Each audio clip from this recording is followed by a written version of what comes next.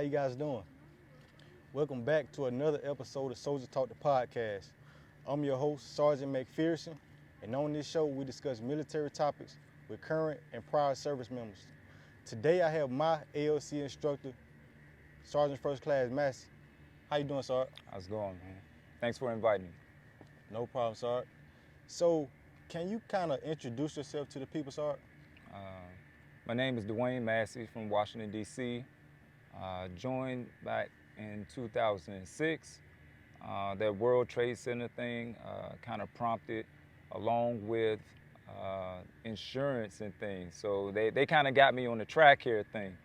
I was paying so much for insurance that once he said track here is cheap and to be able to take care of my family, I was sold. So that's a crazy Army story for you guys. The track here got me. Okay. So, where you originally from, Sergeant? I'm from Washington, D.C. Okay, so how is it there in Washington, D.C., sir? I've never been there. So Washington, D.C., it depends on where you go. All right, one time was the murder capital of the world. I suggest that those that want to go to D.C., it's a nice tourist attraction, but stay in the northwest sector. All right, you're going to the wrong neighborhood, you might not have a good experience, if that makes sense. Okay, sir, so leading up to you enlisting in the military, sir, kind of tell them, kind of explain the journey on why you joined the Army, sir. Okay, so my pops was once in the Army. We call that 25 uniform.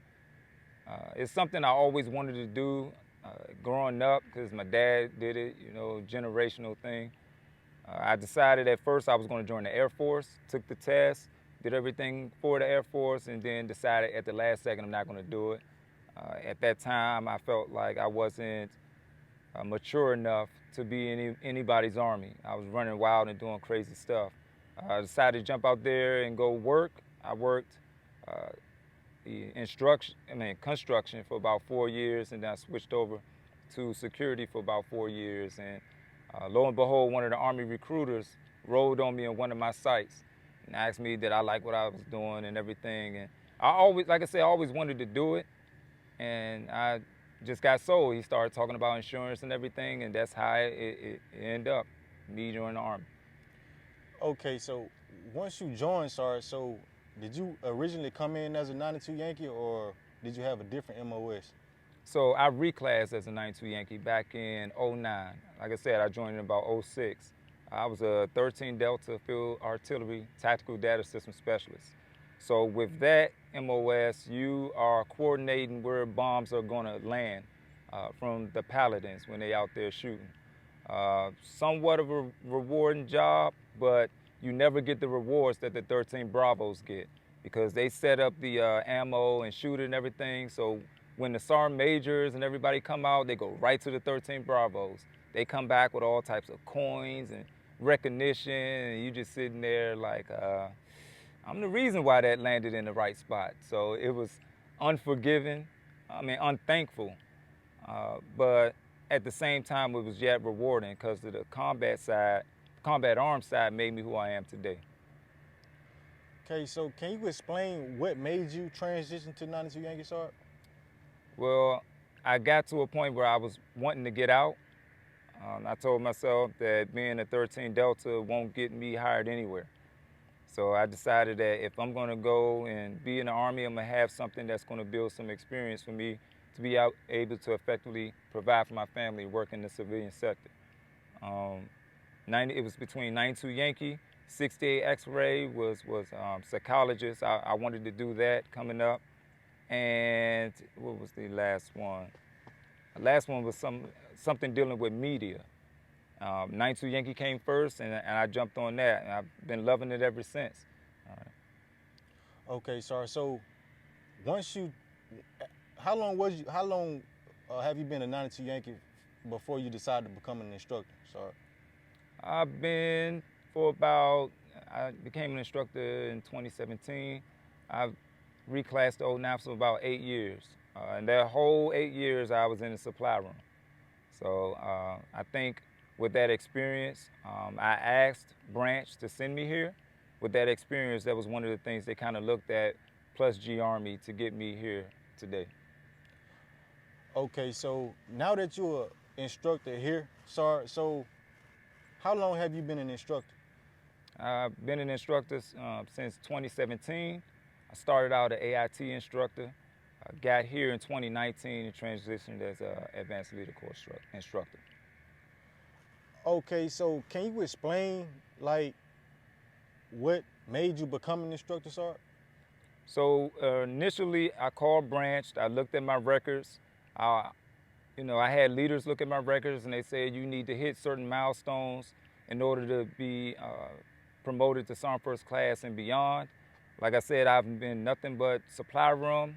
I've had the gift and the curse, which means being okay at your job, so people couldn't afford to lose me. So I never had that chance to go to S4 and PBO like everybody else. So I had to call branch and try to take control of my own career. I called them. They allowed me to see if I can be a drill sergeant and recruiter, but shaving profile stopped that. And the instructor was the only thing left. I took it. It's something I wanted to do anyway, coming in as ALC. While I was in ALC, I noticed that ALC and AIT was similar. So I was like, you know what, if I had a chance to be an instructor, I'm gonna make sure I change that to make this stuff better for those coming out. I see that they make the schools so that it makes you effective to be a staff sergeant, not effective to be in the S4s and the PBOs. So that's my mindset on it. I need to prepare you for those positions coming in as a E5, new supply sergeant. Okay, so for the soldiers that's out there that might want to become an instructor, can you kind of explain the process on what they need to do in order to do that, Sarge? Okay, so you will either volunteer or they will pick you DA selected. But the volunteer process starts with branch. Branch will check your records, make sure that because they're going to put you in a position of trust. So if you got anything negative according to your character, it's automatically going to disqualify you. You have to at least be a staff sergeant, and that's pretty much it. Your records and being a staff sergeant, and whether they have those available spots or not, because that's also a thing. But at the same time, you have to make sure that you qualify. You don't have anything negative in your records, because they do a scan just as if you were going to be a drill sergeant or recruiter. So that's very important. Okay, so now that you've been an ALC instructor, Sarge, so I know this not the most perfect thing you can do. I know it is some times where it's some good times and it's some bad times. Can you kind of explain to the people like some pros and cons of being an instructor, Sarge? All right, starting with pros. All right, pros, you are a positive influence in some of the young non-commissioned officers' minds. So when you teach them how to be an effective leader, it becomes infectious, because your leadership style, some of them will emulate you. Some of the cons, you have to deal with some of what I call isms, your unit isms, your company isms, little things that they do with the unit that you got to try to get them away from so they can be successful later on in their careers. So I say some of the cons, you get to be a positive influence. The negatives is just working with some, because a lot of 92 Yankees especially have strong characters. So to try to get them to change some of their ways when you're telling them that it can negatively affect you, sometimes makes you wonder about your personal leadership if you can't make them change.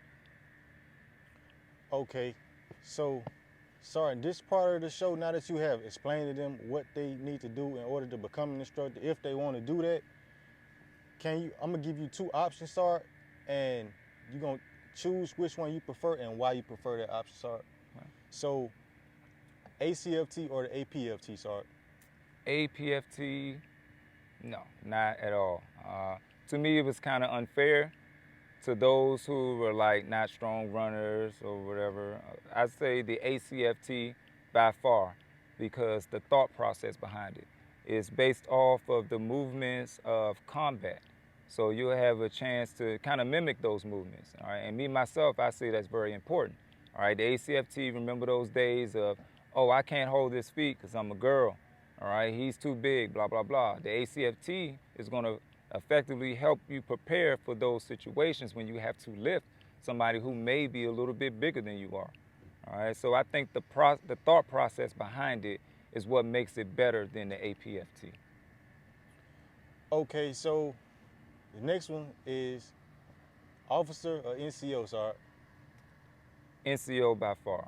All right, I'm the type of person I like to get down in the dirt with the soldiers and stuff, and I think that NCOs make more of effect in the soldiers' careers personally versus officers. So that's just, I know it's all subjective, but me, myself, I think that NCOs make more of an effect on the soldier's career and some of the decisions they can make in the Army if they're effective leaders.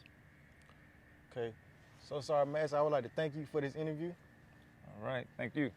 And is there anything you want to leave some soldiers out there with, any type of advice, Sarge? Okay, so September is Suicide Awareness Month. All right, to those who are out there struggling with suicide, just know that there are options for you. Go out there and get some help, all right? You can't spell testimony without the word test, all right? So if you're going through some things, sometimes it prepares you to help other personnel, all right? And you never know, and give you a chance to know who you will inspire if you've gone through something, and to be able to effectively help somebody else who may be going through the same thing. All right, so give yourself a chance to not only not make a decision that will hurt others, and make it into something positive that's going to help others. Okay, there you guys go. It's been another episode of Soulja Talk The Podcast. Please follow the Instagram at the bottom of the screen, and I'll see you guys at formation.